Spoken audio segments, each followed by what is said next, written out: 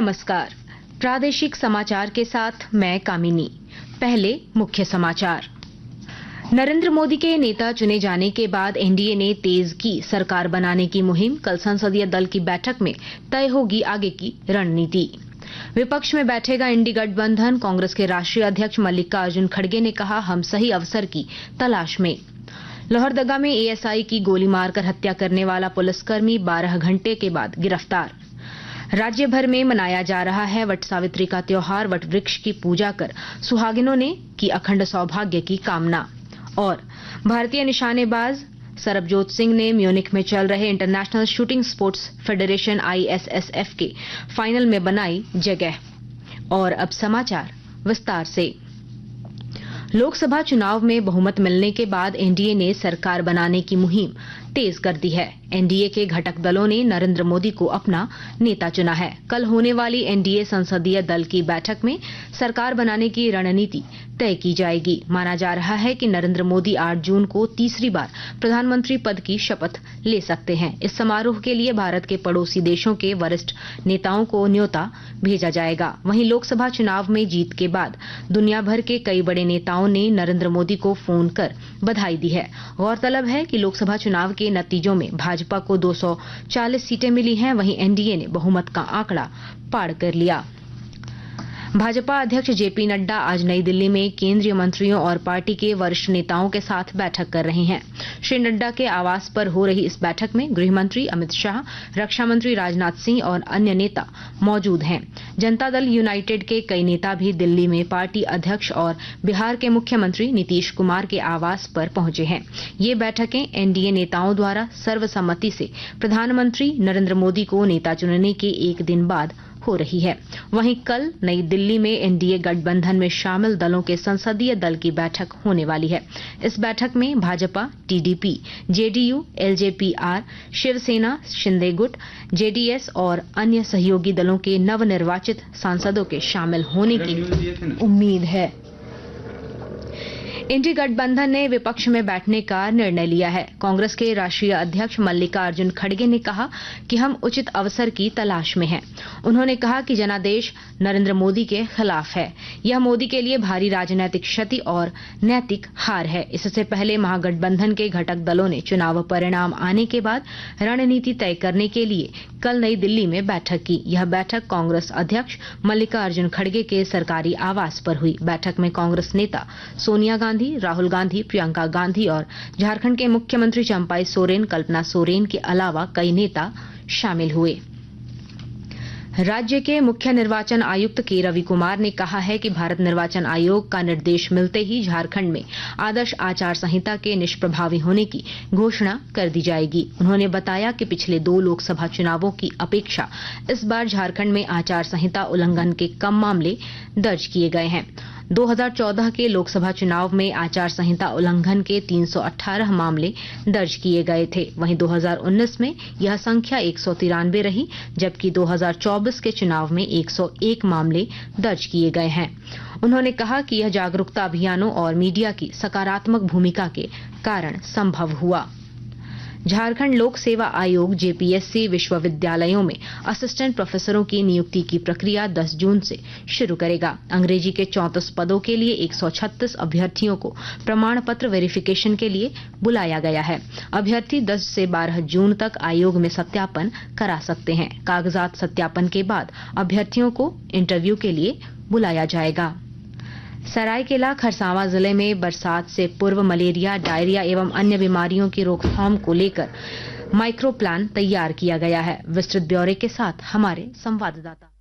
सरायकेला खरसावां जिले में बरसात से पूर्व मलेरिया, डायरिया एवं अन्य बरसाती बीमारियों की रोकथाम को लेकर माइक्रो प्लान तैयार कर लिया गया है। इस माइक्रो प्लान में बरसाती बीमारियों से लोगों को सुरक्षा देने के लिए जागरूकता कार्यक्रम के अलावे तुरंत उपचार को लेकर सभी सामुदायिक स्वास्थ्य केंद्र के प्रभारी चिकित्सा पदाधिकारियों को दिशा निर्देश दिया गया है। Civil surgeon doctor Ajay Kumar ने इसकी जानकारी देते हुए कहा है कि बरसाती बीमारियों से लोगों को सुरक्षित करने के लिए जिले में माइक्रो प्लान तैयार किया गया है। सिविल सर्जन ने बताया कि मलेरिया संक्रमण को लेकर जिले के कुछ क्षेत्रों को मलेरिया जोन जोन के रूप में चिन्हित किया गया है। संभावित क्षेत्रों में डीडीटी का छिड़काव भी प्रारंभ कर दिया गया है। गोलक बिहारी, आकाशवाणी समाचार, सरायकेला खरसावां। आकाशवाणी के ताजा तरीन समाचारों के लिए आप हमारी वेबसाइट newsonair.gov.in पर लॉग ऑन कर सकते हैं। ताजा समाचार X handle @AIR news alerts और Facebook page All India Radio news पर भी उपलब्ध है। अब प्रादेशिक समाचार एकांश के X handle @AIR news_ Ranchi और फेसबुक, इंस्टाग्राम पेज तथा YouTube channel AIR news Ranchi पर भी हमारे बुलेटिन सुन सकते हैं। प्रादेशिक समाचार आप आकाशवाणी रांची से सुन रहे हैं। लोहरदगा जिले में एएसआई धर्मेंद्र सिंह हत्याकांड के आरोपी पुलिसकर्मी अनंत सिंह मुंडा को करीब 12 घंटे की मशक्कत के बाद आज सुबह गिरफ्तार कर लिया गया। साथ ही एएसआई के शव को बरामद कर पोस्टमार्टम के लिए सदर अस्पताल भेज दिया गया। बताया जाता है कि घटना के बाद पुलिसकर्मी ने खुद को कमरे में बंद कर लिया था। उस पर काबू पाने में जिला पुलिस अधीक्षक हारिश बिन जमा और पुलिस टीम को काफी मशक्कत करनी पड़ी। बताया जाता है कि लोकसभा चुनाव खत्म कराने के बाद वापस लौटे सिपाही अनंत मुंडा ने कल देर रात एएसआई धर्मेंद्र सिंह को गोली मार दी थी।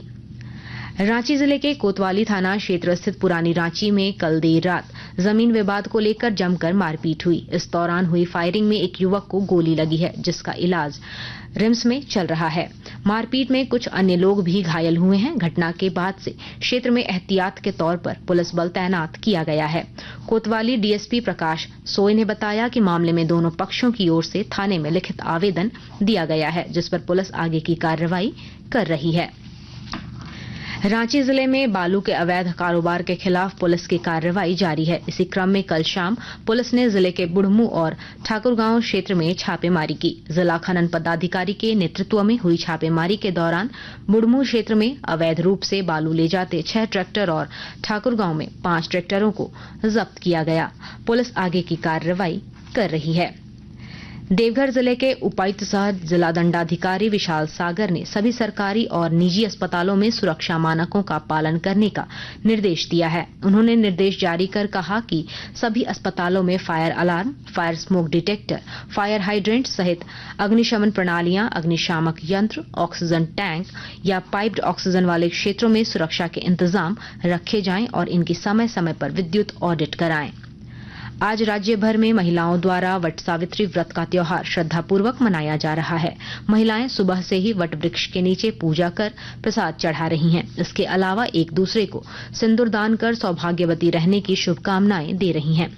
जमशेदपुर में इस अवसर पर शहर के विभिन्न वट वृक्षों के नीचे पंडित महिलाओं को वट सावित्री व्रत कथा सुना रहे हैं। वहीं पाकुड़ जिले में भी वट सावित्री पूजा भक्तिपूर्ण माहौल में की गई। जिला मुख्यालय सहित ग्रामीण इलाकों में हजारों सुहागिन महिलाओं ने वट वृक्ष की परिक्रमा करते हुए इसमें रक्षा सूत्र बांधा। केंद्रीय माध्यमिक शिक्षा बोर्ड सीबीएसई ने देश भर के करीब 500 स्कूलों की आंतरिक मूल्यांकन प्रक्रियाओं की समीक्षा करने का निर्देश दिया है। यह निर्देश उसने छात्रों को लिखित और प्रायोगिक अंक प्रतिशत में तुलनात्मक रूप से काफी भिन्नता को देखते हुए दिया है। भारतीय निशानेबाज सरबजोत सिंह ने म्यूनिख में international shooting sports federation ISSF विश्व कप में पुरुषों की 10 मीटर एयर पिस्टल क्वालिफाइंग दौर में 588 अंक के साथ शीर्ष स्थान हासिल किया। इसके साथ ही उन्होंने फाइनल में जगह बना ली। रमिता और ईशा सिंह के बाद सरबजोत म्यूनिख विश्व कप में पदक राउंड तक पहुंचने वाले तीसरे भारतीय हैं। वे दोनों अपने अपने एयर राइफल और एयर पिस्टल स्पर्धा में 6ठे स्थान पर रहे। वहीं पुरुषों की 3 पोजीशन स्पर्धा में चौन सिंह, स्वप्निल कुसाले और ऐश्वर्या प्रताप सिंह तोमर ने भी अपना एलिमिनेशन राउंड जीत लिया। और अब अंत में मुख्य समाचार एक बार फिर। नरेंद्र मोदी के नेता चुने जाने के बाद एनडीए ने तेज की सरकार बनने की मुहिम। कल संसदीय दल की बैठक में तय होगी आगे की रणनीति। विपक्ष में बैठेगा इंडी गठबंधन। कांग्रेस के राष्ट्रीय अध्यक्ष मल्लिकार्जुन खड़गे ने कहा, हम सही अवसर की तलाश में। लोहरदगा में एएसआई की गोली मारकर हत्या करने वाला पुलिसकर्मी 12 घंटे बाद गिरफ्तार। राज्य भर में मनाया जा रहा है वट सावित्री का त्योहार। वट वृक्ष की पूजा कर सुहागिनों ने की अखंड सौभाग्य की कामना। और भारतीय निशानेबाज सरबजोत सिंह ने म्यूनिख में चल रहे international shooting sports federation ISSF के फाइनल में बनाई जगह। इसके साथ ही आकाशवाणी रांची से प्रादेशिक समाचार का ये बुलेटिन समाप्त हुआ। नमस्कार।